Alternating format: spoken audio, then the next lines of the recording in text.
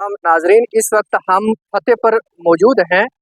ये मुगल रोड है जो राजौरी से थाना मंडी जाती है और इस वक्त हम फैक्ट्री के करीब यानी फतेहपुर में मौजूद हैं कि एक एक्सीडेंट हुआ है जो ज़बरदस्त ही एक्सीडेंट है। मैं बताने की कोशिश करूँगा।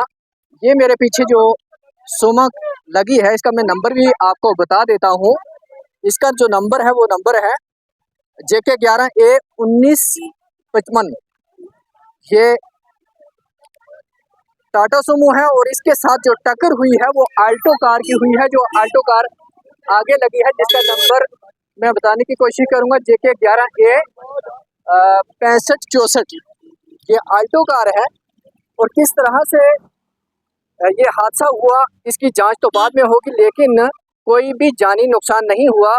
हाँ, माली नुकसान ज़रूर हुआ है लेकिन जानी नुकसान जो है वो नहीं हुआ।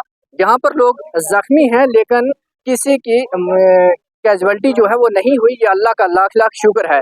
लेकिन यहाँ एक सवाल पैदा ये होता है कि कम से कम जो ड्राइवर हजरात हैं जब वो चलते हैं तो उनको इस चीज़ का ख्याल रखना चाहिए कि किस लिमिट में चलना है, क्या करना है।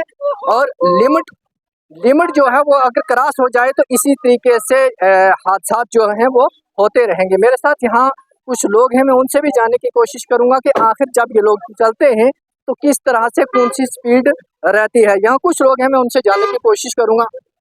जी, यहाँ एक बार फिर मैं दिखा देता हूँ। इसकी हालत देखिए कि किस तरह से पूरी की पूरी जो है वो ख़त्म हो चुकी है।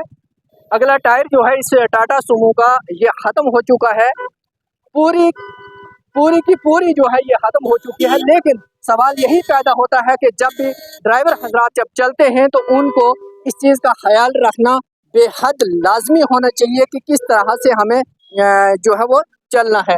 यहाँ यहाँ में वो लोग भी यहाँ मौजूद हैं, मैं उनको दिखा नहीं पाऊँगा क्योंकि यहाँ उनका ब्लड जो है वो निकल रहा है। लेकिन आखिरकार मैं यही कहूँगा कि इस पर छानबीन की जाए और किसकी गलती है उसके खिलाफ कानूनी कार्रवाई भी की जाए।